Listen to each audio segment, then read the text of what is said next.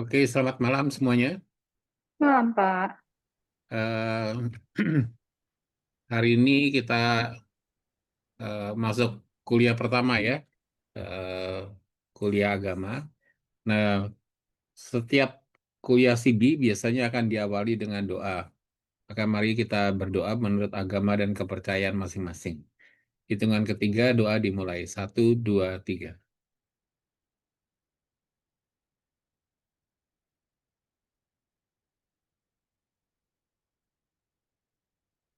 Selesai.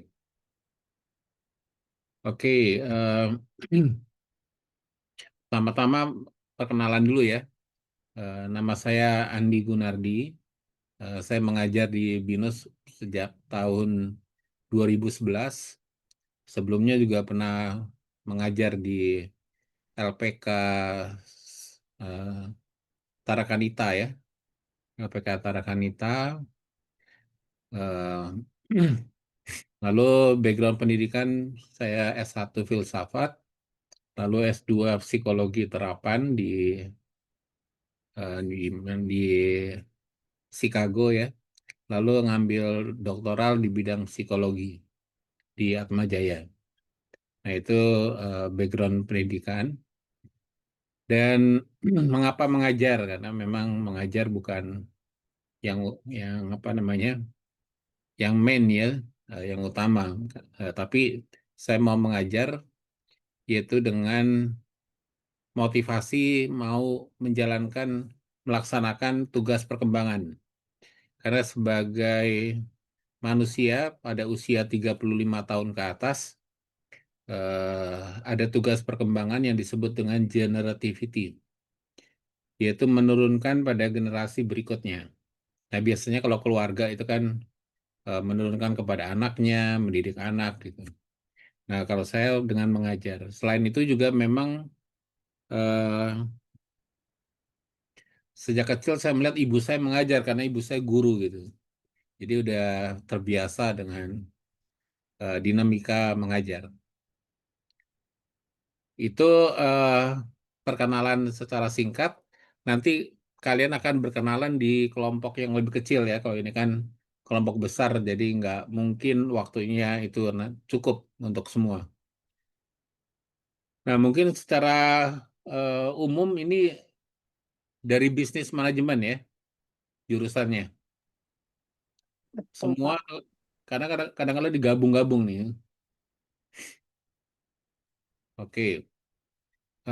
Kita masuk ke perkuliahan dulu ya. Nah, pertama latar belakang kuliah CB. Kenapa kuliah ini disebut dengan kuliah karakter building? Agama, ada kewarganegaraan, ada Pancasila. Yang pertama-tama eh, sejak awal pendiri yaitu Ibu Widya ya sudah al- sudah meninggal. Eh, Dia mau mendirikan Bina Nusantara ini untuk membangun adanya tunas-tunas bangsa. Dan untuk itu yang yang perlu atau yang penting adalah pendidikan karakter. Maka dulu itu ada 4 kuliah ya di awal, yaitu personal development, lebih banyak muatan psikologinya, professional development, lalu yang ketiga itu adalah eh, spiritual development, dan yang terakhir ecological development.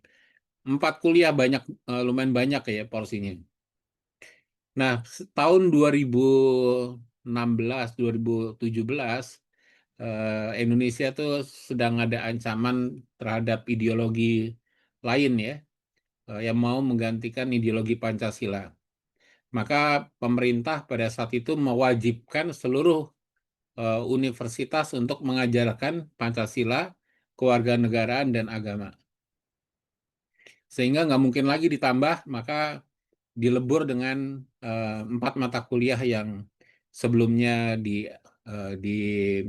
dimiliki oleh Bina Nusantara, tapi tetap di depannya disebut dengan karakter building. Itu latar belakang ya, kenapa ada karakter buildingnya di kuliah kita.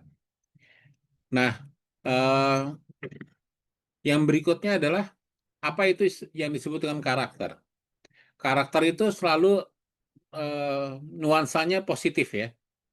Eh, jadi kalau misalkan di Jepang atau di China itu suka nulis karakter kan dengan apa gambar tulisannya ya, kanji ya.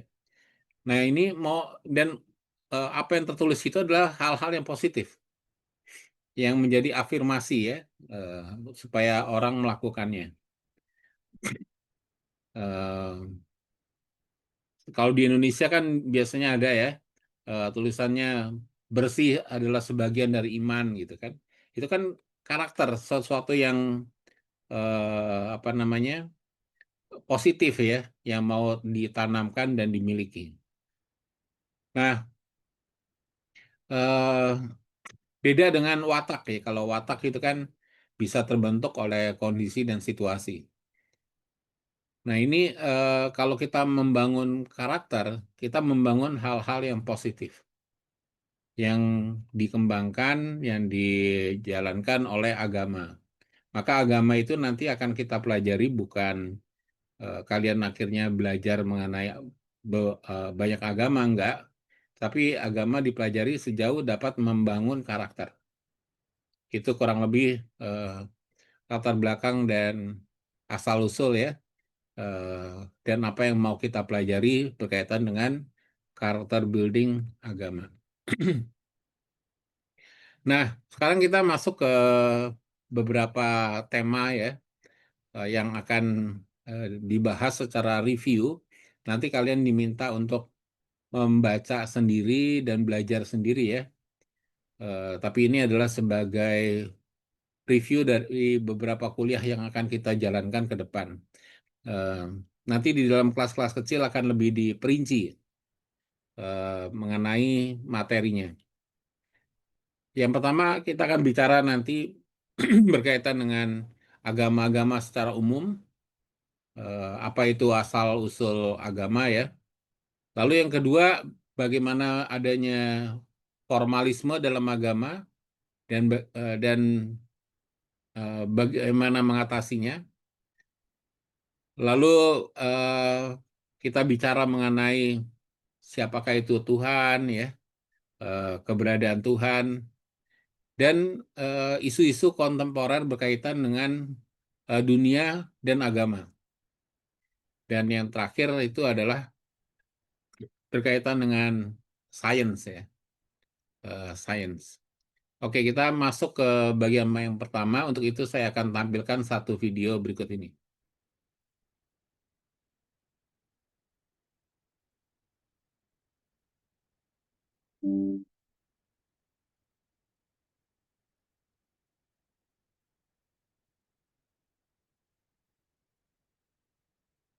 Bentar, saya buka file dulu ya.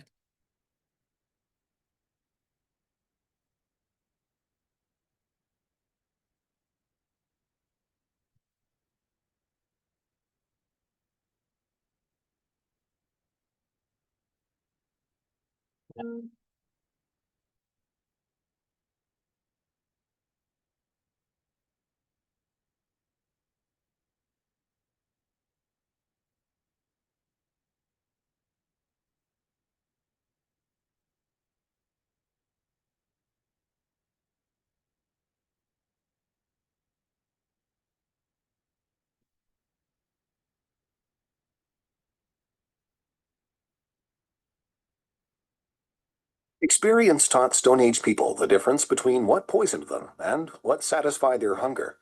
Their minds gathered empirical realities necessary for survival. They did the best they could in drawing conclusions about the world beyond them. They assumed that they were at the center of the universe, which they saw as flat, small, and under the sky.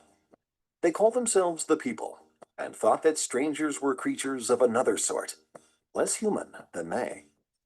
They believed that if they ate the flesh of a strong beast, they might acquire its spirit. Or if they ate a portion of the body of a leader who had died, they might acquire his special qualities. They assumed that the sun and moon they saw moving across the sky were animate beings, a face of a dead person they knew and recognized in the peculiar shapes on the face of a rock. was associated with the living spirit of that person dwelling within that rock. With no defined difference between spirit and materiality, they believed that in preserving a corpse, they were also helping to preserve the spirit of one who had died. They believed that a body went limp at death because the spirit that had been within it had left it for the invisible world of the spirits. They felt no urge to meld these ideas of spirits and materiality into a consistent picture. People correctly associated their own movement with their will, and they believed that all movement was the product of will. They saw insects as moving by will. They assumed that plants grew because of a will within. They saw the sun, moon, and stars as closer than they really were, and as moving by will. For Stone Age people, will was spirit, and they saw the world as filled with many spirits, or to use another word, gods. They saw gods within everything that moved. There was a god within the wind and another god within the rivers. A god in the ocean made the waters rush to the beach and then retreat. The sun was a god. They saw their reflection in water and believed that what they were seeing was their spirit. People attributed much that happened to the spirits and to magic. Lightning, thunder, rain, the tides, procreation, and fire were all magic. And fire was not only a product of magic, it was a manifestation of spirit. Their view of the world came to them with invented stories. These were stories that were told and accepted without recognition of a difference between fact and fantasy. Every society had its stories about creation, each with a different twist. Storytelling described their world in a way that they could understand. There were stories of a god having created them out of earth, and a story among others that they had been created from the bark of a tree. An occasional exception to universal order might be described as the work of a demon spirit, an evil of sorts. There were stories about evil and dread, a story with a threatening demon of some sort producing more excitement than one without danger. People believed that if the gods could perform magic, so too could they. The earliest form of religious ritual was an attempt at magic through imitation, such as painting a face on the belly of a pregnant woman in hope that the magic of the drawing would encourage birth. Hunter-gatherers were trying to get by rather than to change their world. They tended to believe the world would always be as the gods had made it. They had no sense of social progress or image of humanity's capabilities beyond their abilities. The imagination of those who had a biological potential for genius and those of normal intelligence were limited by their culture. Had it been otherwise, modern society would have appeared much sooner.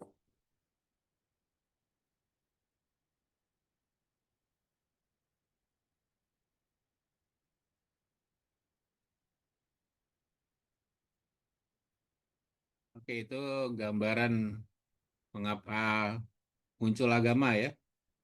Eh, Yaitu bahwa manusia selalu melihat segala sesuatu berdasarkan referensi dirinya. Jadi contoh mengenali suatu objek itu berdasarkan referensi diri. Kita menamakan bangku ya misalkan dari kayu, lalu kita bentuk, lalu kita sebut bangku. Nah bangku itu digunakan oleh siapa? Oleh manusia. Jadi referensinya adalah dirinya ya. Dan melihat segala sesuatu, matahari bersinar ya, eh, karena bersinar menerangi manusia 12 jam, berapa jam gitu ya, tergantung kok tempatnya di mana. Nah itu semua referensinya adalah manusia melihat segala sesuatu. Dan ternyata ketika dia melihat ada suatu misteri atau sesuatu kekuatan yang di luar kemampuan dirinya sebagai manusia ya. Di luar kemampuan dirinya sebagai manusia ada magic ya. Tadi dikatakan ada magic. Ada thunder atau kilat ya. Dan kayaknya energinya kuat banget gitu. Lalu ada apa matahari bersinar terang gitu ya. Atau juga api ya. Maka mereka menyebut itu adalah dewa. dewa api, dewa hujan, dewa matahari, karena punya kekuatan supernatural. Dan di dalam perjalanan, eh, segala sesuatu yang bergerak itu ada jiwanya. Nah, kalau dia memperform sebagai sesuatu yang supernatural, maka disebut sebagai dewa ya, atau Tuhan, tapi dalam tulisan kecil ya. Nah, dalam perjalanan waktu dipahami yaitu bahwa eh, kita tahu ya ada hukum energi kan. Energi itu tidak pernah hilang ya. Eh, bahwa energi itu bisa berubah tetapi tidak bisa hilang. Maka ada sebab dan akibat. Itu kan dari Einstein ya. Eh, ada sebab dan akibat.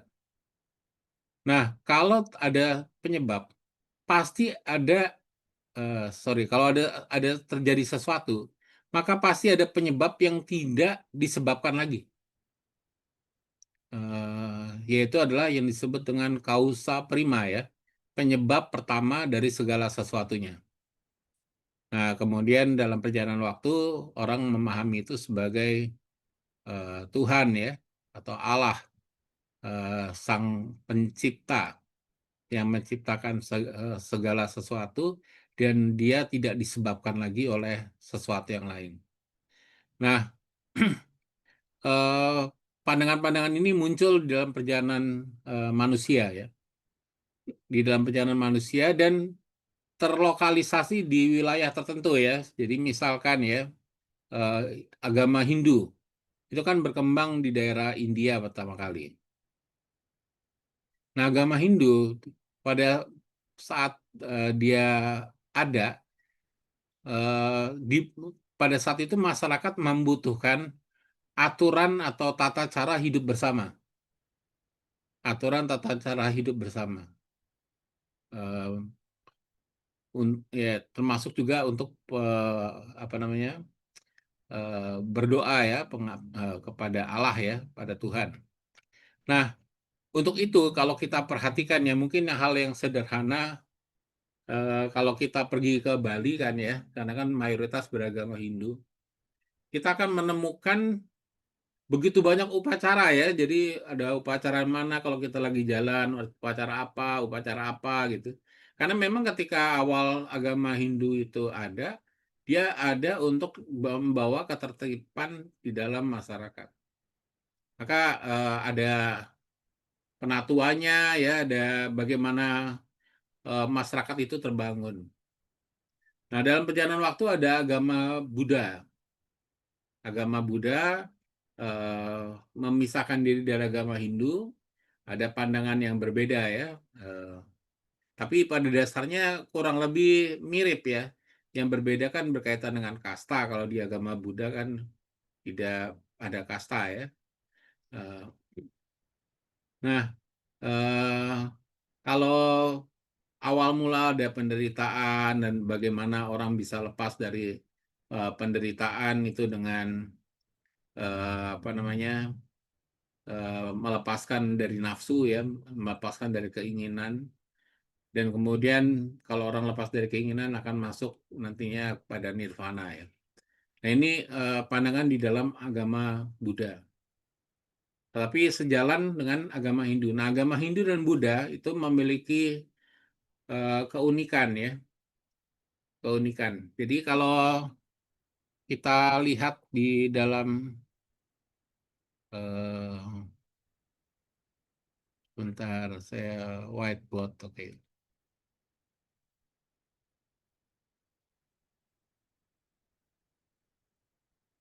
Nah, kalau di dalam agama Hindu Buddha ya, itu arah gerakannya adalah, maaf, mencong-mencong.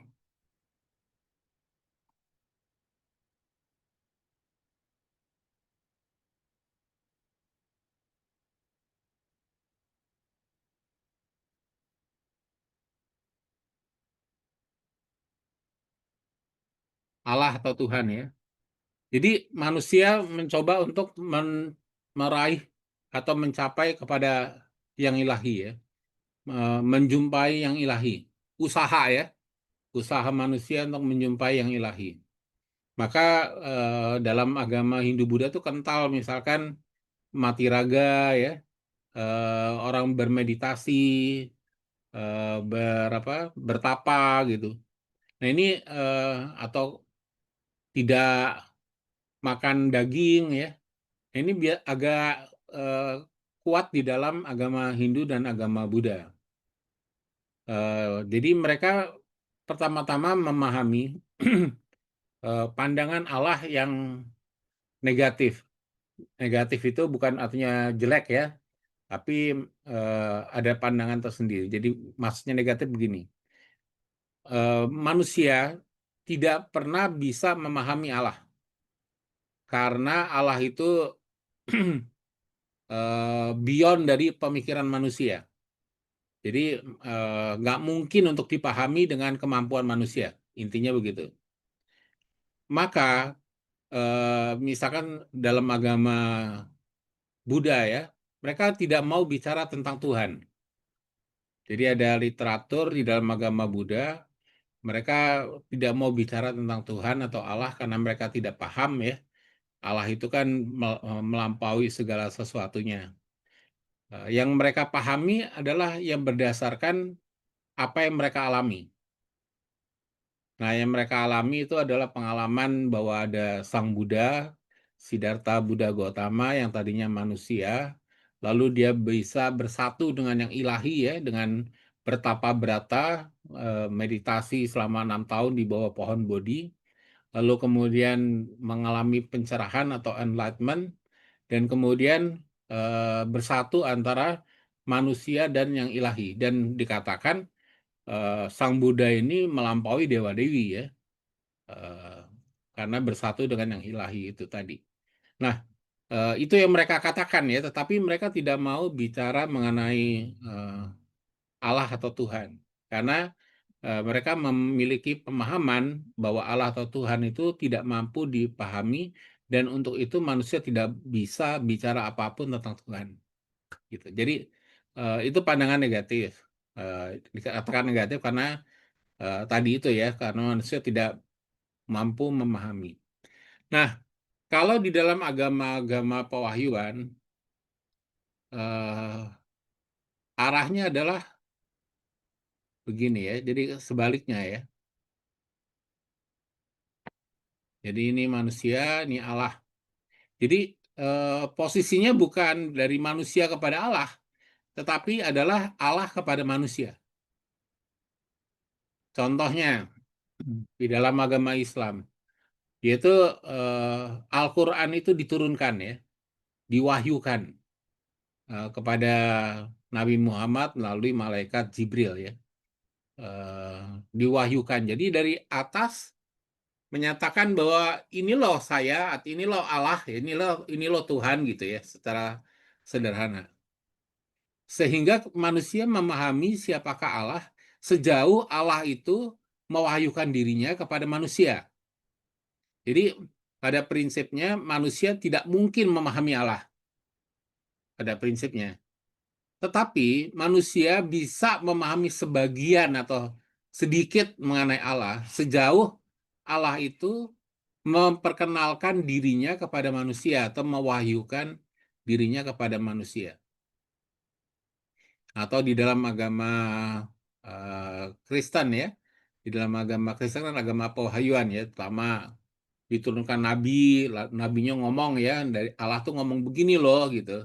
Atau kemudian dikatakan putranya Yesus Kristus tuh diturunkan ke dunia eh, dan memberikan teladan bagi manusia ya, misalkan itu. Jadi diturunkan ya, sehingga manusia bisa paham siapakah Allah, apakah kehendak Allah, dan bagaimana Allah itu sejauh Allah itu memperkenalkan dirinya kepada manusia. Nah, ini yang disebut dengan pemahaman positif tentang Allah. Jadi pengetahuan tentang Allah itu bisa dilihat dari dua sisi ya, yang negatif dan positif. Jadi secara positif kita bisa mengenal Allah sejauh pengalaman kita bersama dengan Allah ya. Dia dikatakan dia itu maha baik, dia maha adil, dia maha pengasih, dia pelindung, dia eh, memberikan segala kebaikan, kemurahan hati, dan seterusnya. Jadi eh, kita mengenal Allah itu sejauh pengalaman manusia mengenai Allah. Nah ini dua sisi ya di dalam agama-agama. Nah kalau kita bicara mengenai Konghucu, karena di Indonesia kan juga diakui ya Konghucu. Nah Konghucu itu sendiri ya mereka percaya ada Allah ya, ada Allah, ada Tuhan, ada dewa ya, dewa dewi. Nah konsepnya adalah Konghucu itu dari Konfusius ya. Dari Konfusius di dia ada ketika moralitas masyarakat atau juga pemerintah itu sedang kacau. Nah, Konfusius daripada apa, membangkitkan perang dan revolusi, maka Konfusius berpikir bahwa dengan mengajar saya akan mengubah dunia, yaitu dengan mengajar moral ya. Maka isi dari ajaran-ajaran Konfusius itu banyak bicara mengenai ajaran moral dan biasanya juga terkait dengan keluarga ya. Jadi misalkan dikatakan kalau eh, kamu apa namanya bisa membangun keluarga, maka kamu bisa membangun nantinya eh, eh, apa daerah yang lebih besar ya, jadi pejabat, jadi pemerintahan. Tapi kalau kamu tidak bisa membangun keluarga kamu, bagaimana kamu bisa membangun negara gitu kan pandangan-pandangan seperti itu ya. Nah, maka di dalam Konfusius itu banyak memuat ajaran-ajaran moral dan juga penghormatan terhadap leluhur ya, penghormatan terhadap leluhur. Nah, perlu kita pahami ya, misalkan apakah itu artinya dalam agama lain itu perspektifnya menyembah berhala ya? Padahal kan yang disembah kan harusnya Tuhan. Ini kok bisa penghormatan terhadap leluhur itu seperti lebih banget gitu ya? Ya kita tahu lah siapa pencipta ya. Kalau kita memahami ya. Kalau kita memahami Sang Pencipta kan ya Allah Tuhan ya. Kalau kita menelusuri leluhur ya ujung-ujungnya awalnya ya Tuhan sendiri. Jadi eh, apa namanya dan kita menghormati itu yang diingat adalah segala hal yang positif ya. Kita mau bahas apa ini? Nah segala hal yang positif itu Kenapa adalah tuh sedih? Dingin. Tiris kia, Gua bilang bawa jaket. oke. Jadi segala hal yang positif itu adalah yang berasal dari Allah. Nah, ini kalau kita renungkan secara inklusif ya, eh, pandangan-pandangan mengenai agama-agama. Itu kurang lebih secara umum ya. Nah, kalau kita lihat di dalam agama-agama, apakah isi dari agama-agama itu? Isi dari ajaran agama-agama. Isinya kalau kita lihat adalah pengalaman manusia dengan Allah.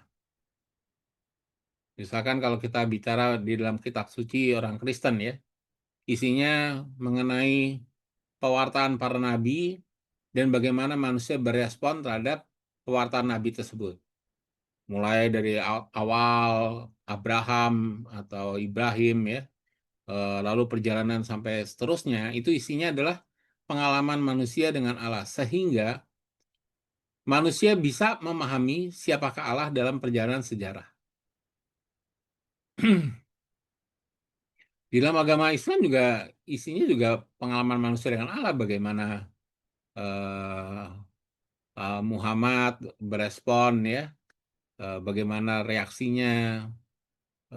Itu juga pengalaman manusia dengan Allah. Ataupun di dalam agama Hindu atau Buddha juga memuat pengalaman-pengalaman perjumpaan manusia dengan Allah yang luar biasa ya. Eh, Kalau doa-doanya kan indah sekali ya. Eh, Bagaimana bisa merasakan kehadirat Allah itu melalui alam ciptaan. Dan ini kan juga pengalaman manusia dengan Allah ya. Memuji segala sesuatunya ya. Nanti kita akan coba lihat. Nah, eh, bagaimana perjumpaan dengan manusia itu ada hal-hal yang mirip ya di dalam agama-agama, tetapi juga ada hal-hal yang unik. Sebagai suatu contoh, bagaimana kita melihat orang Hindu dan Buddha berdoa ya, kita coba perhatikan.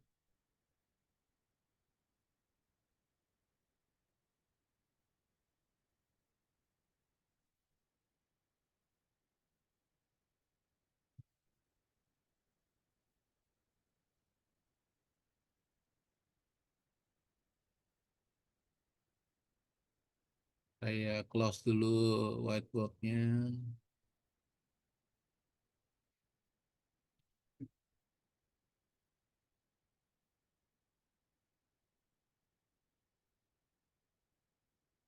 AI transforms a kid's photo into a personalized storybook parents will pay for. Here's how it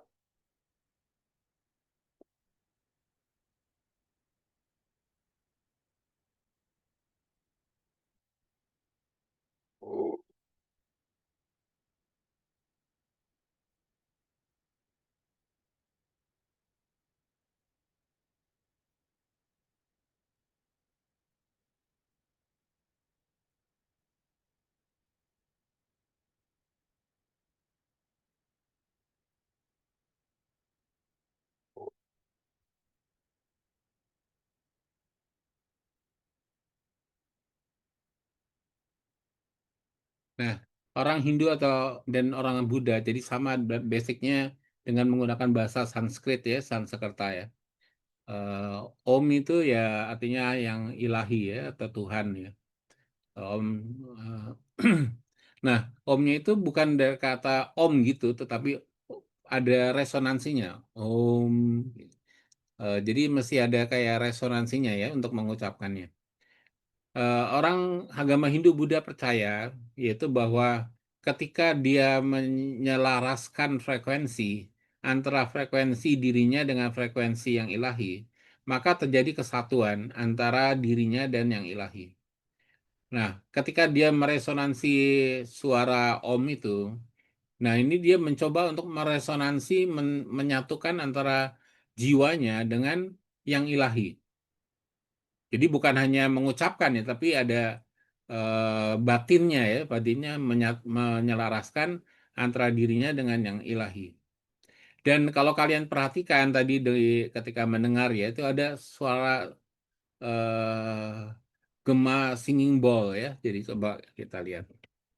Jadi dia menggunakan frekuensi ya.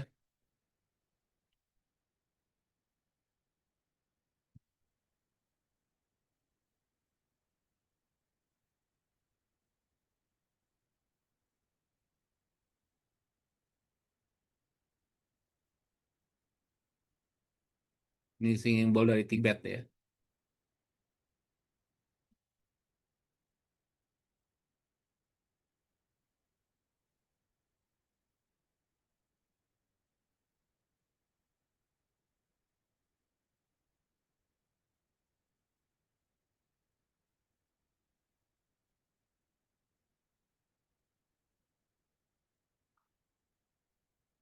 Jadi mereka menggunakan alat ini untuk sebagai doa ya, menyelaraskan dalam bentuk frekuensi tadi. Nah ini keunikan ya kalau kita mikir secara logika ya logis juga sih ya. Jadi contohnya kalau kita dengar radio kan mesti sefrekuensi ya. Kalau nggak nggak ada nggak bisa masuk ke frekuensinya, yang mana bisa mendengar. Nah mereka ini memahami eh, berdoa itu adalah menyelaraskan frekuensi diri mereka dengan frekuensi yang ilahi, sehingga mereka bisa dekat dengan yang ilahi itu.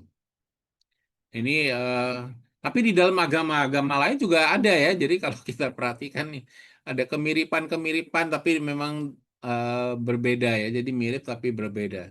Jadi misalkan kita dengar suara azan ya, misalkan ya.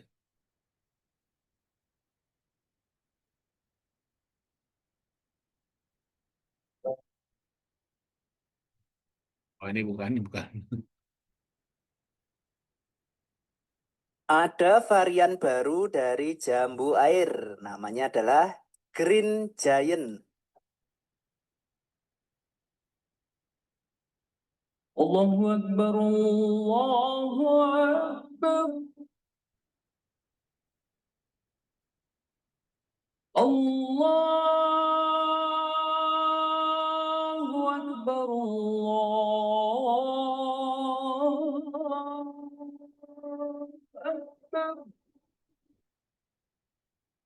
Jadi ada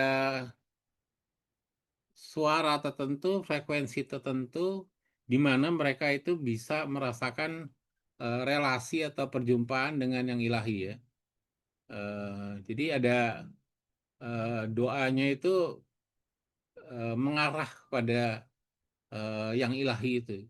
Nuansanya beda ya. Nuansanya beda kalau dibandingkan eh, nyanyi lagu apa gitu kan beda. Lagu pop itu beda. Ini orang bisa merasakan ya.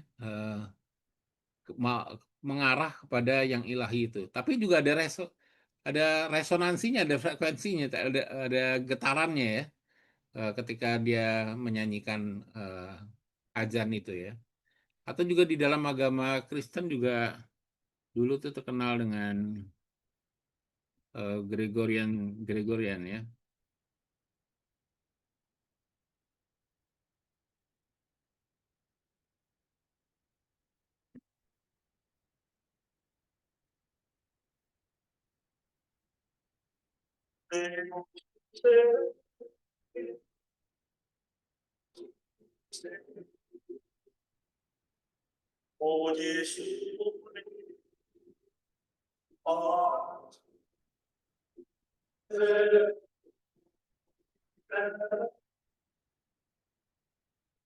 Jadi mereka menggunakan suara kepala ya.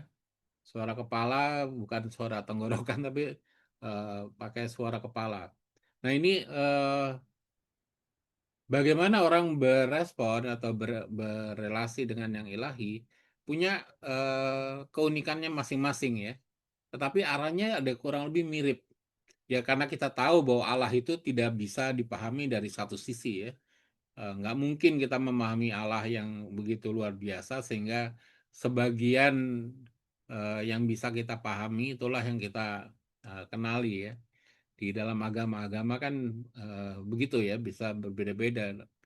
Nah ini pengalaman akan Allah itu merupakan suatu apa namanya introduksi kepada manusia yang baru di dalam generasi yang selanjutnya mengenai siapakah Allah. Jadi dan ini wajar ya sebagai apa pengetahuan ya sebagai contohnya. Tidak mungkin suatu pengetahuan itu ada berdiri terlepas dari pengetahuan sebelumnya.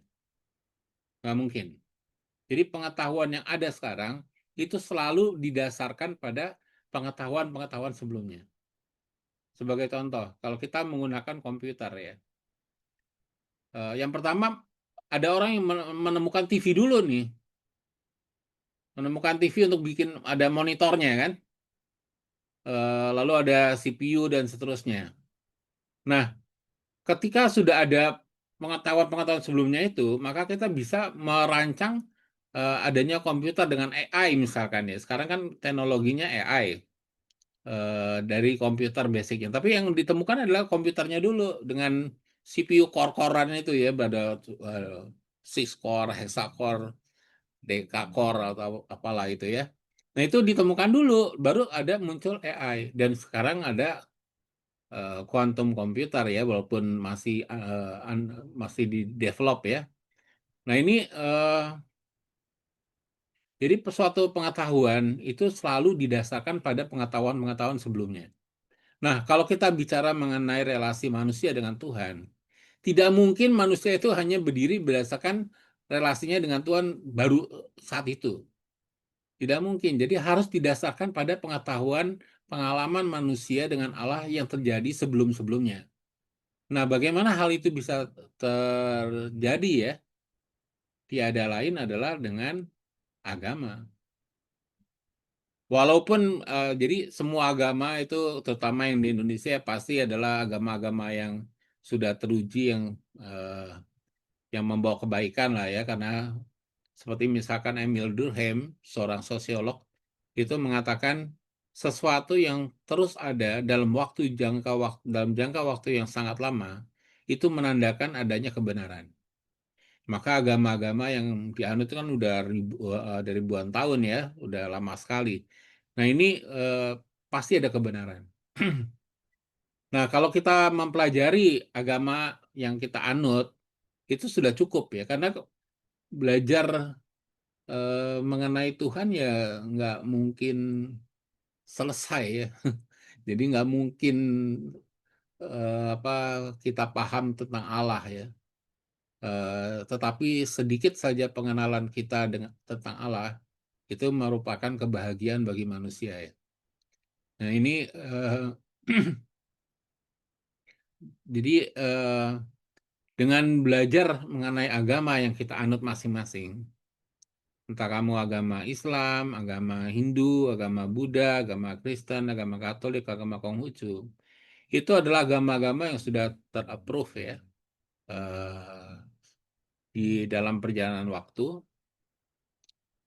akan membawa kita pada pengenalan mengenai siapakah Allah. Dan yang paling utama di dalam agama itu adalah hubungan personal mistik antara manusia dengan Allah. Jadi yang paling utama ya di dalam agama itu adalah hubungan mistik antara manusia dengan Allah.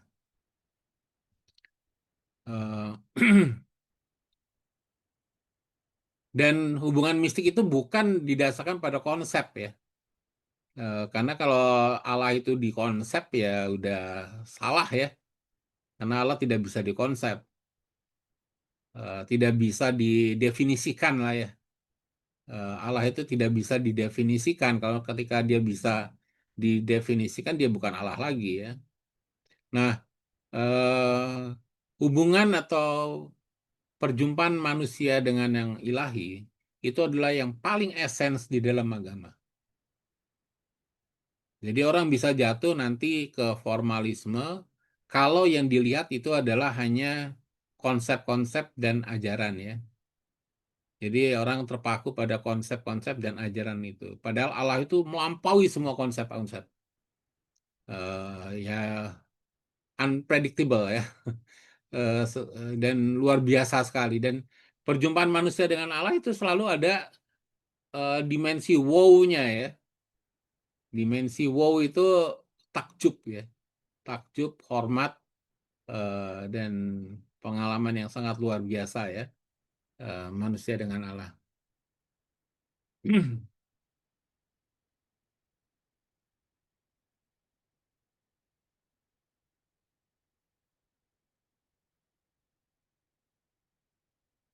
Oke, sebentar.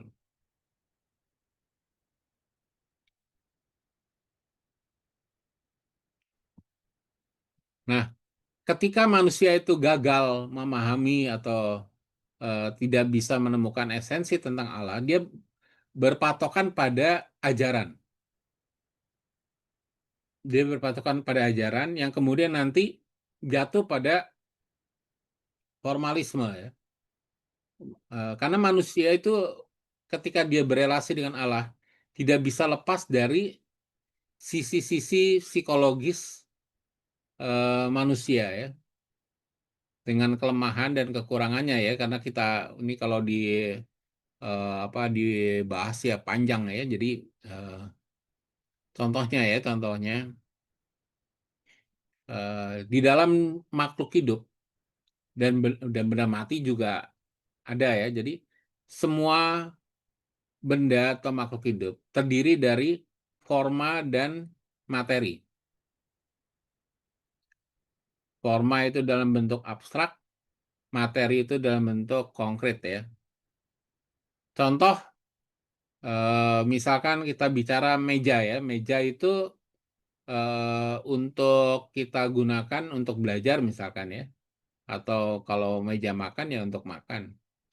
Nah, eh, materinya terbuat dari kayu misalkan. Tetapi kita menyebut ini meja, esensinya meja, karena dia digunakan untuk sebagai meja ya, sebagai tatakan makan atau orang apa menaruh buku belajar gitu. Itu adalah tujuannya meja itu ada. Maka tidak bisa dilepaskan antara materi dan forma ya. Nah, di dalam makhluk hidup itu kita tidak menyebutnya sebagai forma, tetapi menyebutnya sebagai jiwa. Dan tingkatan kehidupan, jadi ada derajat kehidupan ya. Yang pertama itu adalah tumbuhan.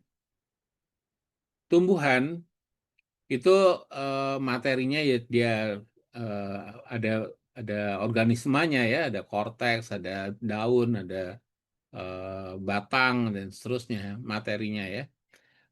Tetapi mereka melakukan tindakan, yaitu pertama adalah dengan mencari makan ya, nutrisi. Lalu yang kedua itu adalah untuk bisa bertumbuh ya. Dan yang ketiga itu berkembang biak, supaya nanti bisa muncul generasi berikutnya ya. Nah, tumbuhan itu punya jiwa, dan jiwa ini tujuannya adalah untuk membawa kepada kebaikan ya. Jadi jiwa itu tujuannya adalah untuk membawa kepada kebaikan. Sedangkan tumbuhan, jiwanya adalah mengarah kebaikan bagi dirinya sendiri. Jadi dia ada itu untuk dirinya sendiri. Jadi kalau manusia ngambil ya manusia ngambil buah atau daun atau apa itu, tapi bukan tujuan dari buah itu dari tumbuhan itu sendiri. Jadi tumbuhan itu mereka ada untuk dirinya mereka sendiri. Nah, di dalam hewan itu derajatnya lebih tinggi. Jadi derajatnya lebih tinggi. Hewan itu bukan hanya bisa untuk dirinya sendiri, tapi dia juga bisa demi kebaikan kelompoknya ya. Maka ada kerumunan kera ya, saling tolong menolong gitu. Nah ini sebagai kelompok ya, sebagai kelompok. Dan insting untuk menjauhi adanya bahaya dan mendekat kalau itu menyenangkan. Nah ini hewan. Jadi hewan tuh bisa berkelompok ya, bisa eh, berkomunitas lah, berkelompok demi kebaikan kelompoknya. Nah terakhir adalah manusia. Nah manusia ini jiwanya bukan hanya pada dirinya sendiri, bukan hanya pada kelompoknya, tapi untuk membawa kebaikan bagi semua.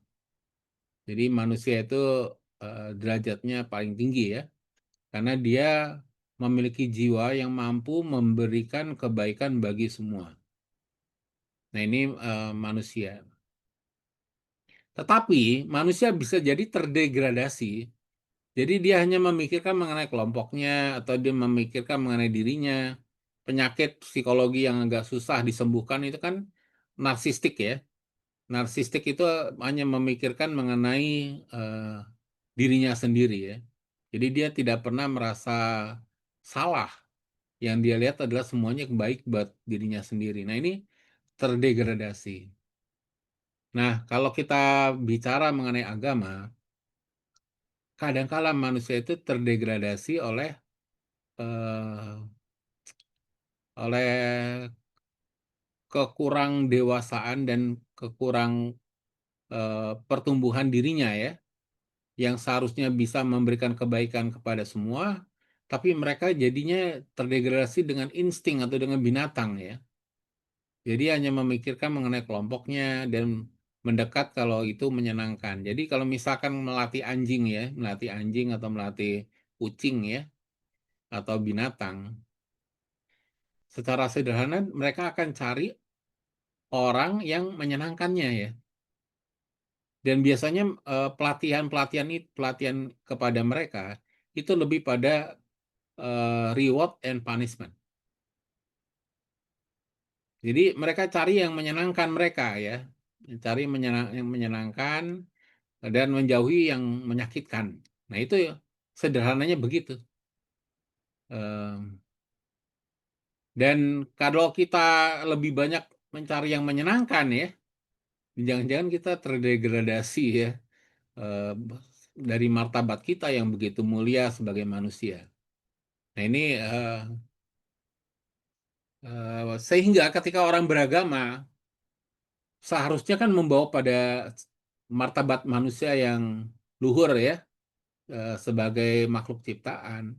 Tetapi kalau kita tidak mampu, maka yang terjadi adalah eksklusivitas misalkan. Eksklusivitas, misalkan kita memandang agama saya adalah agama yang paling benar. Yang lain itu salah dan kafir. Nah ini eh, kita bisa jadi terdegradasi ya. Ataupun juga kita hanya berpikir bahwa eh, misalkan terdegradasi dengan perilaku-perilaku kita yang menyenangkan ya. Jadi kalau kita berdoa itu ya, ya Tuhan harusnya mengabulkan semua doa saya. Kalau doa saya nggak dikabulkan ya Tuhan jahat atau Tuhan tuh nggak ada gitu. Nah itu kan eh, Allah itu didefinisikan atau Allah itu dipahami sebagai yang memberikan kesenangan. Kalau dia tidak memberikan kesenangan, saya marah. Nah, ini pemahaman atau pandangan-pandangan ya. Padahal ya Allah itu kan maha sempurna ya. Allah itu tidak butuh manusia ya. Allah itu tidak butuh apapun di dunia ini untuk sempurna. Karena dia sudah sempurna. Tetapi manusia butuh mendekat kepada Allah. Karena mendekat kepada Allah memberikan kebaikan bagi manusia. Jadi kalau manusia itu dekat kepada Allah, ya itu kan kebaikan buat kebaikan manusia itu sendiri, bukan kebaikan Allah. Karena Allah sudah sempurna pada dirinya sendiri. Nah ini pandangan-pandangan yang kerap kali bercampur ya antara sisi-sisi yang dikatakan dalam tanda kutip itu adalah kedagingan atau kelemahan manusiawi, dan bercampur dengan bagaimana manusia itu berelasi dengan yang ilahi ya, yang ilahi. Nah, eh, bagaimana kita mengatasi kekakuan di dalam agama? Yaitu tiada lain adalah pertama, kenali Allah, hubungan dengan Allah secara mistik ya. Dan hubungan dengan mistik itu ya tadi ada wow, apa istilahnya, wow tertentu ya ketika kita berelasi itu. Pengalaman yang sangat luar biasa, kita bisa menangis, kita bisa bahagia sekali. Dan perasaan-perasaan itu ya nggak ada di dunia ya. Karena memang Allah itu bukan dunia ya. Dia super ilahi atau supernatural ya. Ada sesuatu yang luar biasa ya. Nah ini yang bisa kita kenali ya. Jadi kalau Allah itu dirasakan hanya biasa-biasa aja, atau hanya berdasarkan eh, pada ajaran tertentu dan di di formalistik ya. Nah ini jangan-jangan kita nggak berelasi dengan Allah, tapi berelasi dengan pikiran kita sendiri ya. Nah ini yang menyebabkan nantinya ada pemahaman keliru, orang bisa jadi teroris ya.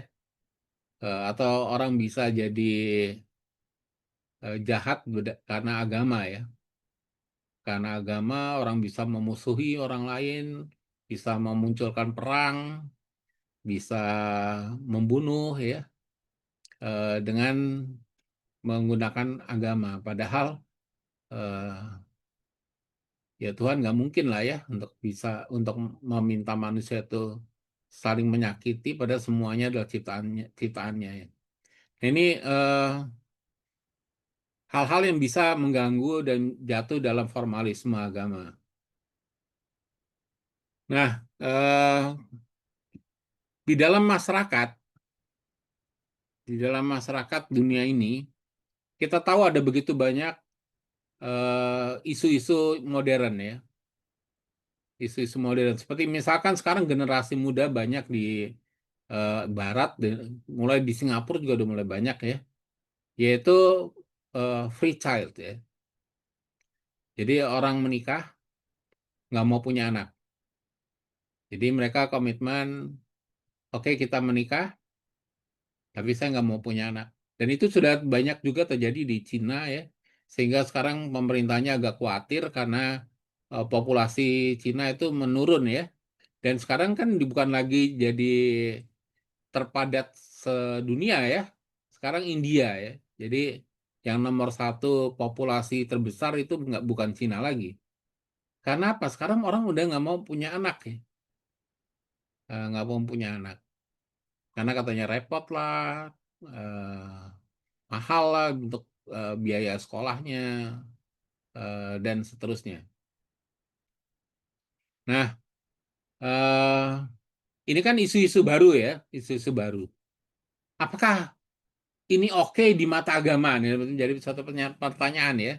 Apakah ini oke dalam hidup kita menghadapi pandangan tentang free child itu? Ya kalau secara agama ya mungkin setiap agama berbeda-beda ya pandangan mengenai pernikahan ya. Misalkan ada yang agama memperbolehkan cerai ya. Kalau ada sesuatu ya boleh diceraikan gitu misalkan. Tapi ada agama yang mengajarkan tidak boleh ada perceraian.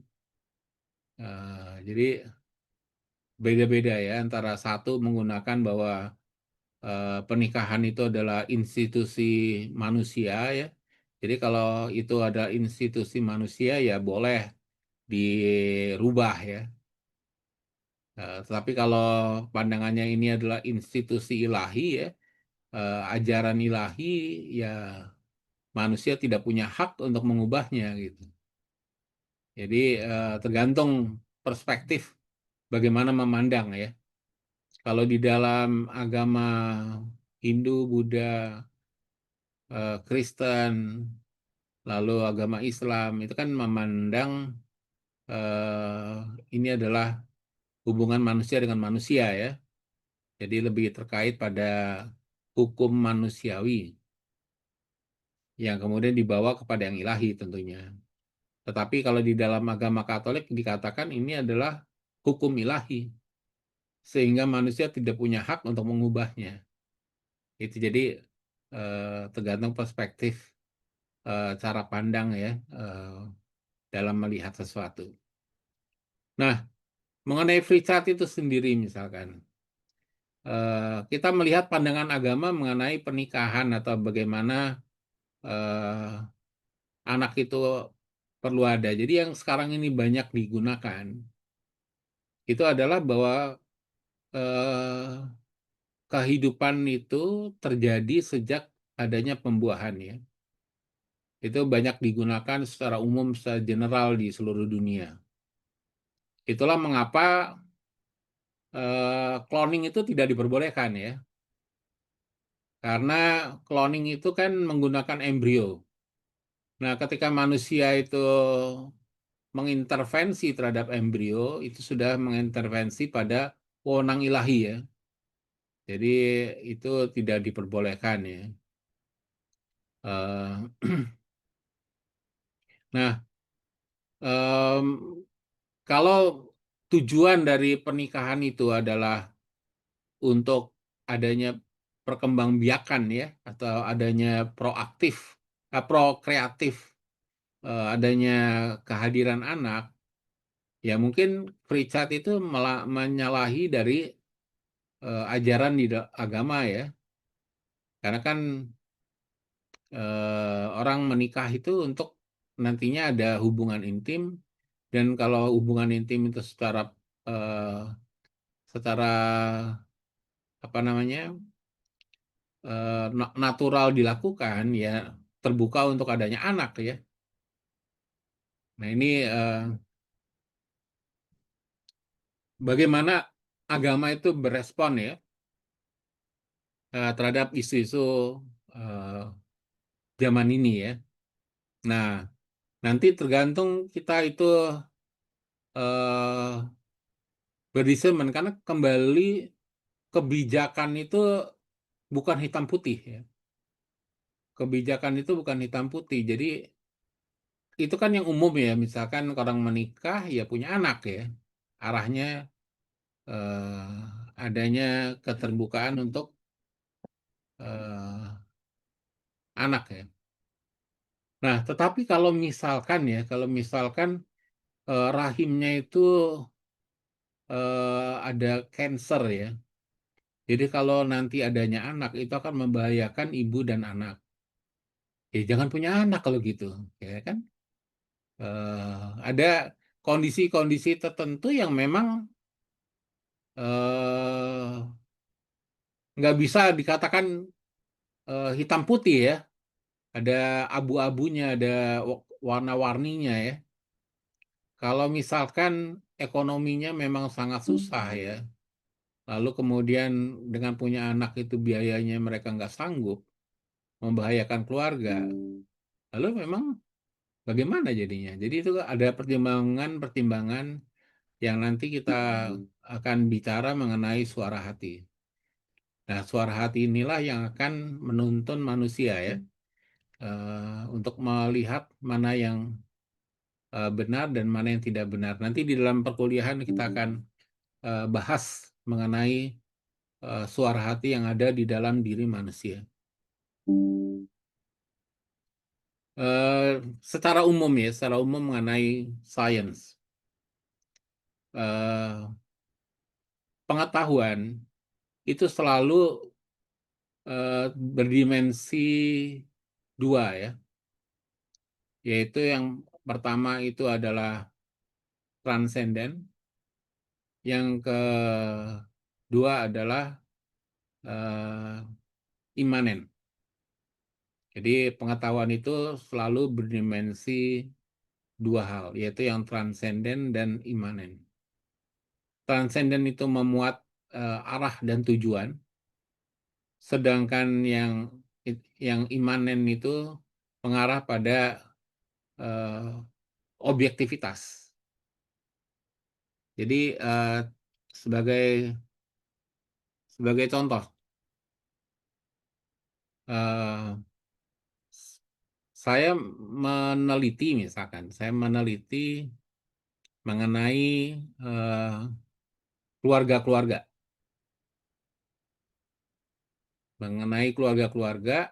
bagaimana bisa menduplikasi keluarga yang bahagia lah, kalau ya nggak bahagia banget, tapi maksudnya keluarga yang bisa bertahan sampai 50 tahun lah pernikahan misalkan ya. Maka pertama, mengapa saya mau meneliti? Ya bisa menduplikasi supaya keluarga-keluarga muda atau keluarga-keluarga baru itu bisa tahu, belajar bagaimana caranya membangun keluarga supaya nanti bisa 50 years anniversary misalkan. Itu tujuannya. Nah, ini adalah yang transenden. Yang transenden. Sedangkan yang imanen itu saya tanya orang-orang yang menikah dan sudah 50 tahun pernikahan ya, apa tip dan triknya supaya bisa jadi pernikahan yang langgang gitu. Misalkan saya tanya satu couple, lalu couple yang lain, sehingga ditemukan satu kesamaan. Nah, lalu kemudian saya temukan, nah ini adalah imanen pengetahuan. Nah, pengetahuan itu selalu didasarkan pada pengalaman. Jadi pengetahuan yang tidak dialami belum jadi pengetahuan. Itulah mengapa kalau uji dokter ya, uji obat itu harus bisa terulang, harus ada kepastian akan adanya terulang kesembuhan. Misalkan kalau kita uji coba TBC misalkan ya, vaksin TBC ya, vaksin TBC. Jadi kalau orang yang dikasih vaksin TBC, dia tidak kena TBC gitu. Harus ada kepastian. Atau kemudian kalau kita bicara mengenai obat flu, kalau minum obat ini, flu-nya sembuh. Paling tidak 95% sembuh. Nah, ini bisa terbukti ya. Katakan terbukti. Nah, kalau kita bicara mengenai pengetahuan, itu selalu terkait dengan pengalaman. Jadi harus ada uji klinisnya, yang dialaminya itu ada kepastian. Nah, kalau bicara tentang sains, ya pasti ada pengalaman yang bisa diuji coba ya. Dan yang kedua adalah bahwa pengalaman itu tidak boleh melepaskan dari tujuan. Dan tujuannya adalah selalu menuju pada suatu kebaikan ya, yang disebut dengan yang transenden tadi. Maka ada beberapa penelitian yang dilarang ya. Contohnya ada satu keluarga monyet, bapak, ibu, dan anak monyet ya. Nah, mereka ini keluarga yang rukun ya, keluarga yang rukun dan bahagia. Anak monyet bahagia sekali ketika dia kecil ya, bersama dengan bapak ibunya. Lalu ada penelitian bagaimana kalau anak monyet itu diambil dari keluarganya, lalu dititip dengan keluarga monyet yang lain. Jadi anak monyet ini diambil, lalu ditaruh di keluarga monyet lain. Dan ternyata anak monyet ini yang ditaruh di keluarga lain, jadi anak monyet yang troublemaker. Bandel dia. Lalu disimpulkan bahwa ketika anak itu yang ada di mana di panti asuhan, itu ada potensi kecenderungan anak ini jadi anak yang bandel. Karena diambil dari keluarganya ya kan. Nah ini kan penelitian. Tapi ini dilarang penelitian seperti ini. Karena apa? Karena dengan penelitian ini merusak anak monyet tadi. Jadi kita harus menghormati kemonyetan ya. Kita harus menghormati binatang ya. Jadi tidak boleh suatu penelitian itu mengakibatkan kerusakan, termasuk juga terhadap binatang. Nah ini penelitian ini sekarang model-model seperti ini dilarang ya, karena merusak pribadi dari si anak monyet tadi. Nah ini adalah bentuk ya bagaimana kita bicara mengenai etika. Maka kalau kita bicara tujuannya itu kan bagus untuk bisa memahami bagaimana mendidik anak-anak ya yang diambil dari keluarganya. Tetapi caranya salah ya. Jadi tidak boleh bahwa demi suatu tujuan menghalalkan segala cara. Nah itu tidak boleh. Harus disesuaikan. Nah ini peran agama masuk ke situ. Masuk ke situ untuk bicara mengenai moralitas ya. Sekarang misalkan stem cell. Dulu itu stem cell dilarang ya. Jadi konsep stem cell di masa awal dulu ya, yang sepengetahuan saya ya waktu saya studi. Jadi misalkan kalau kamu punya masalah dengan jantung nih, kamu punya masalah dengan jantung.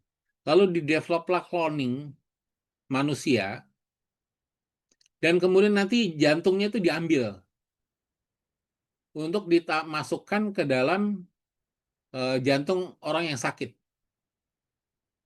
gitu. Jadi kan pasti cocok karena pakai DNA ya, dikembangkan dari DNA-nya sendiri. Nah, ini dilarang. Dulu itu dikecam ya. Walaupun dulu pemerintah di Amerika itu tetap menjalankan kan. Tapi sekarang ini stem cell itu beralih. Jadi tidak lagi menggunakan embrio, tetapi menggunakan sel dewasa. Jadi dewasa itu minimal berapa? Jadi bayi itu sudah termasuk dewasa ya. Jadi sudah eh, ada, sudah jadi manusia kan, itu kan dewasa. Jadi dari apa, tali pusar bayi ya, jadi kan dibuang juga itu. Lalu dari sana bisa dikembangkan yang disebut dengan sel, apa ya namanya, istilah teknisnya itu ada mekanikal apa gitu ya. Eh, ini adalah sel yang digunakan dalam diri manusia untuk menyembuhkan diri atau untuk memberikan pertumbuhan atau perkembangan. Lalu harapannya kalau misalkan selnya itu bisa diperbanyak, maka dimasukkan lagi ke dalam tubuh manusia, dia akan bisa membangun organ yang baru atau menggantikan organ-organ yang rusak. Misalkan orang yang punya sakit lever ya, yang rusak tinggal berapa %, lalu dengan stem cell itu dia bisa menyembuhkan dirinya lah pada intinya. Jadi yang selnya sedikit lalu dibuat sampai ratusan juta sel, lalu dimasukkan ke dalam diri seseorang. Nah, ini sekarang diperbolehkan. Karena apa? Karena ya memang tidak mengganggu terhadap apa namanya, sel yang sebelumnya ya. Kalau kalau dengan kehidupan itu kan kayaknya kita bangun manusia baru gitu ya. Lalu organnya aja yang diambil gitu. Yang lainnya jadi orang ini dimatiin lagi gitu. Nah, ini menyimpang dan melanggar terhadap hukum alam ilahi ya. Bahwa ketika manusia diciptakan, mereka terbangun ya dari hubungan antara laki-laki dan wanita ya, dan eh, dan tergabungnya antara sel telur dan sperma laki-laki sehingga terbentuklah zigot dan muncul di rahim. Nah, itu jadi semua hal-hal yang berkaitan dengan sains, lalu kita akan meneliti berdasarkan pandangan di dalam agama, ajaran di dalam agama, dan juga membuka diri ya. Jadi agama itu sendiri membuka diri pada kondisi-kondisi baru. Kondisi-kondisi baru yang ada di dunia. Maka agama itu masih bersifat dinamis ya, jadi selalu bertumbuh dan berkembang.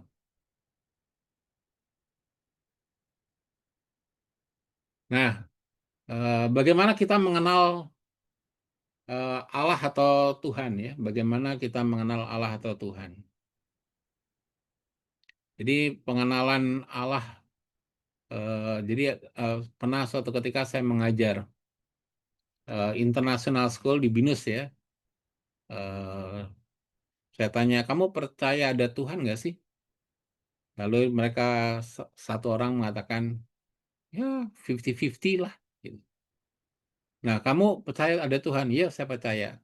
Siapakah Tuhan? Dia agama Kristen mengatakan Tuhan itu adalah Putra Allah yang menebus manusia. Itu kan konsep tentang Tuhan. Jadi eh, kadang-kala kita nggak memahami siapakah Tuhan ya. Nah, bagaimana manusia itu dapat eh, memahami tentang Tuhan? Yaitu pertama kuncinya adalah kerendahan hati ya. Kerendahan hati bahwa manusia itu tidak mungkin memahami tentang Allah. tetapi manusia bisa memohon ya, dengan rendah hati memohon untuk dapat berjumpa dengan Allah. Dan eh, berjumpa dengan Allah ya perlu penyadaran kita ini nothing di hadapan Dia ya. Humility ya. Membuka diri kepada Allah kita sebagai orang-orang yang seperti debu di hadapan Dia ya. Maka biasanya kan selalu di dalam agama itu awal ketika orang berdoa itu menyucikan diri. Contohnya dalam agama Islam membersihkan diri dengan wudhu ya, karena merasa diri nggak layak, harus memberikan diri supaya agak lebih layak dikit lah gitu ya. Di dalam agama Kristen juga awalnya juga pertobatan ya, tobatan, eh, kasihanilah kami ya. Eh, di dalam agama Hindu dan Buddha ya butuh preparation.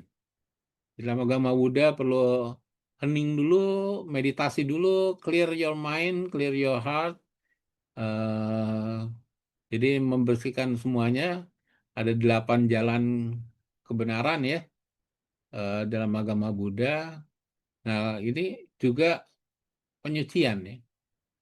Dalam agama Hindu juga sama ya. Menata pakaian untuk masuk ke dalam ibadat itu juga sebagai bagian dari penyucian diri. Nah ini eh, humility ya. Jadi eh, bahwa kita di hadapan Tuhan itu ya merendah ya, merendah di hadapan Dia. Nah, lalu dengan keinginan yang kuat ya, keinginan yang kuat. Karena Allah itu bukan modelnya dout des ya. Kamu memberi maka saya akan kasih ya. Enggak. Karena Dia itu ya melampaui segala sesuatu lah. Jadi Dia eh, ya ya apa ya? Yang maha itu yang maha. Jadi kita nggak bisa macam-macam. Jadi yang maha ya kita harus rendah. Bukan bukan bukan hanya rendah hati tapi rendah diri di hadapan Dia ya. Karena memang kita nothing di hadapan Dia. Tetapi ya kita bersyukur bahwa Allah itu menganggap kita itu ciptaannya yang dekat ya, ciptaannya yang mirip dengan Dia ya. Karena diciptakan dari roh Allah sendiri. Nah ini sebagai pengantar nanti di dalam perkuliahan akan kita bahas lebih dalam lagi one by one ya. Namun secara in a glance, ya, secara lebih luas, kira-kira itu yang akan kita pelajari selama mungkin ya 6 bulan, 6 bulan, sorry, 6 topik ya yang akan di depan. Nanti selanjutnya masih ada lagi kuliah. Ini biasanya di awal itu adalah pertama adalah berkaitan dengan knowledge ya, knowledge tentang agama ya. Jadi kita banyak bicara tentang pengetahuan ya. Nanti di bagian yang kedua setelah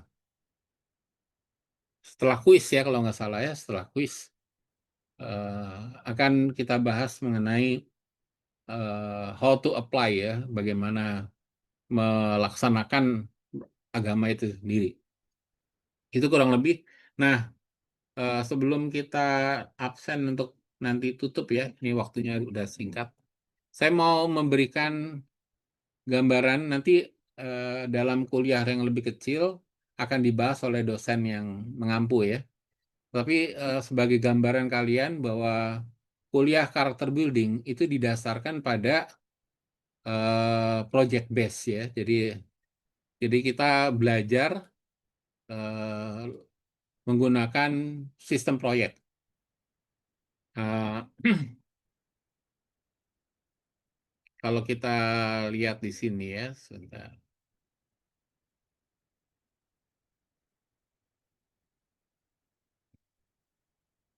Jadi nanti akan dibahas di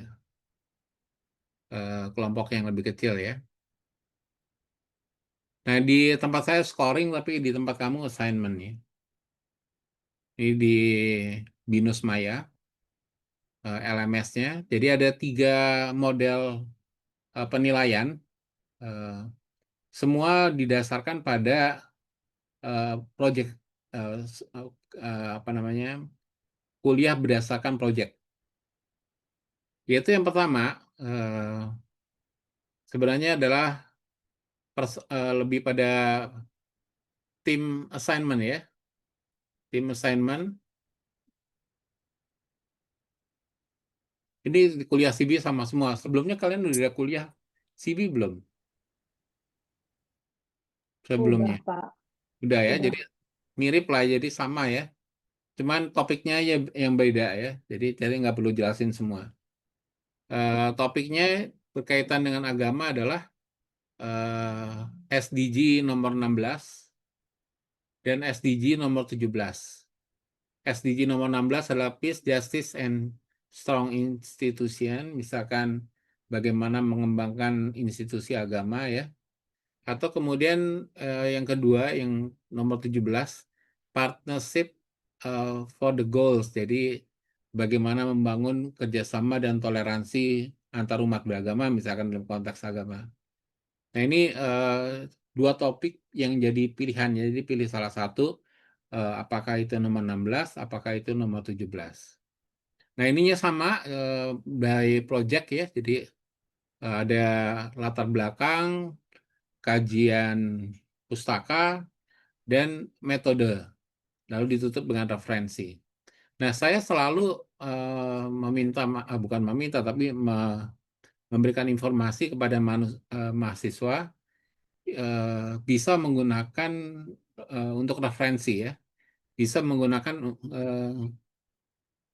mendeley.com ya.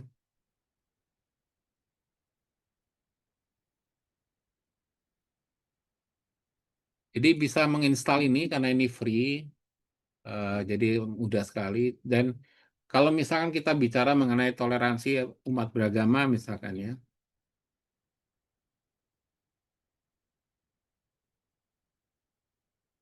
maka banyak jurnal-jurnal yang ada di sini.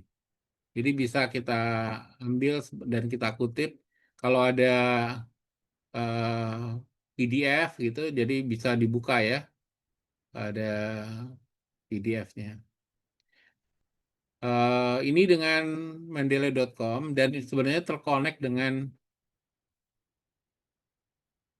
nanti bagaimana menginstal, kalian lihat di YouTube ya, sekarang udah teknologi canggih. Oh, ini bukan.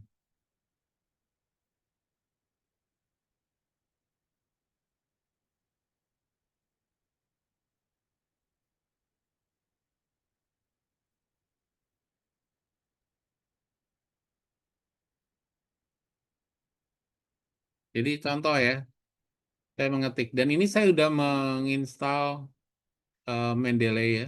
Jadi kalau saya klik refresh, dia akan muncul Mendeley di sini. Jadi saya mau ngutip misalkan ya dari Mendeley.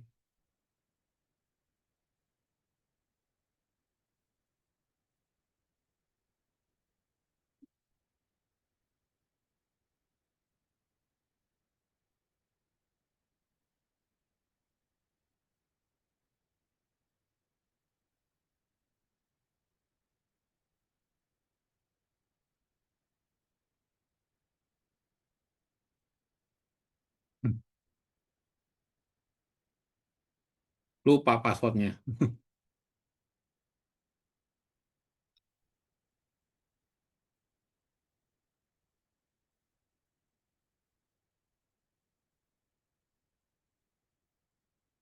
Oke, nanti saya ubah passwordnya.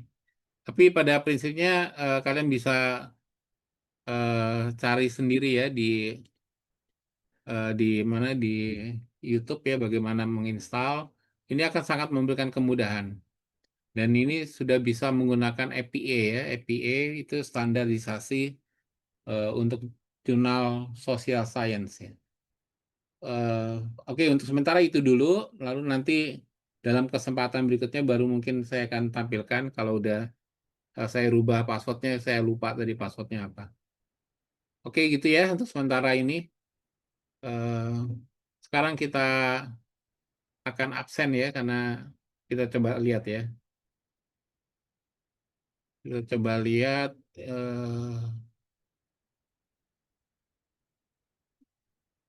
absennya otomatis atau harus saya panggil satu-satu.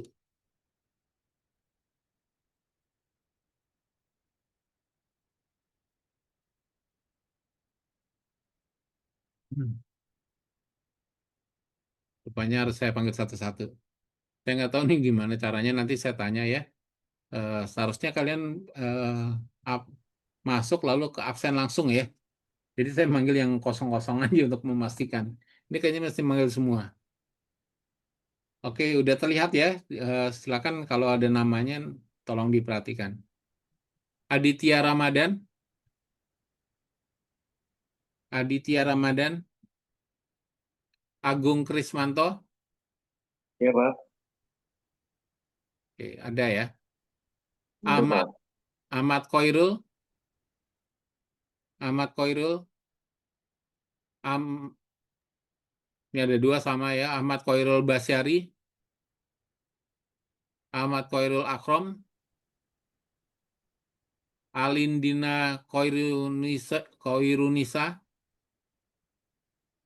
Alindina Khoirunisa, Anggi Aditya, Anggi Aditya, Aulia Kurani, Aulia Kurani, Bertan Amadeus, Bertrand Amadeus, Bethesda Suryandari, Bethesda Suryandari, Kelvin Augustin, Kelvin Agustin, Delia Zerlinawati, Delia hadir, Bapak. Dinda Anissa, Dinda Anissa, Elvina Septiani, Elvina Septiani, Erik Dev Suryadi, Erik Dev Suryadi, Fatma binti Umar, Fatma binti Umar, ini pada kemana nih? Felisa Aurelia, Felisa Aurelia, Gabriela Felicia, Gabriela Felicia, Gavira Della, Gavira Della, Gladys Lauren, Gladys Lauren, Hani Dwi Handari, Hani Dwi Handari, Ifat Satria, Ifat Satria, Jacqueline Dominic, Jacqueline Dominic, Jason Darud Vira, Jason Darud Vipa, Julie, Julie, Kelvin, Hadir, Pak. Kaira Najla, Kaira Najla, Kalisa Siva,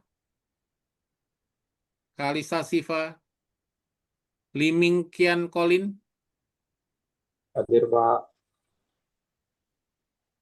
Bimbing hadir, Pak. ya ya, Muhammad Diansyah, Muhammad Diansah hadir, Pak. Meta Permata Suci, Meta Permata Suci, Muhammad Devara Patra,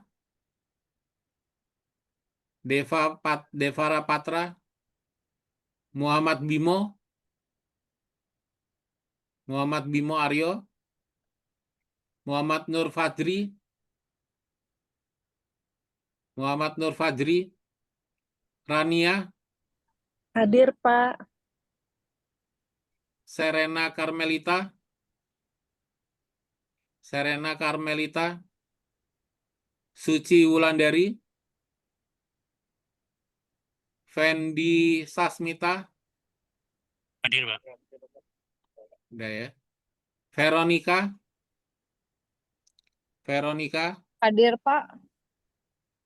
William Hadir, Pak. Steffi, ya, William Steffi,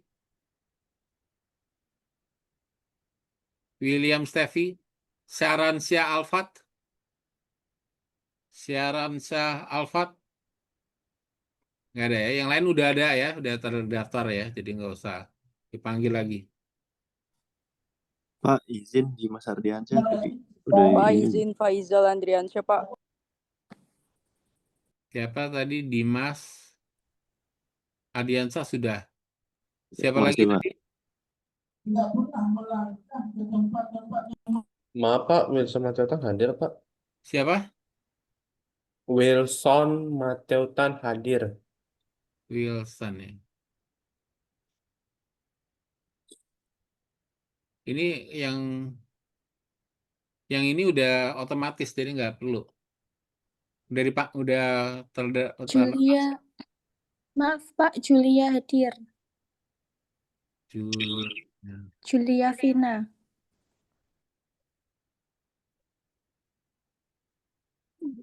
Udah masuk.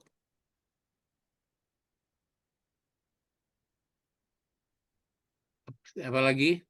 Pak, Visal Koyum Chandring, Pak. Siapa? Visal Koyum Chandring, Pak, izin. Visal. Visal, siap. Sudah tuh, udah. Oke, udah ya.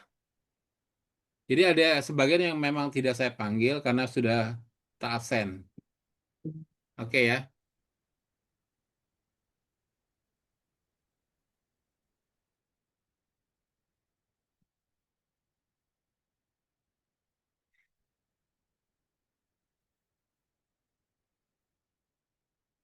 Oke.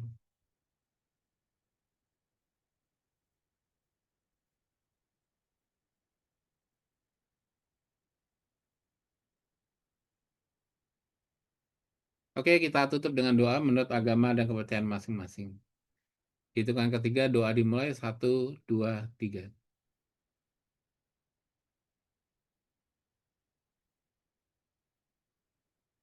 Selesai. Terima kasih. Sampai jumpa di dalam pertemuan berikutnya.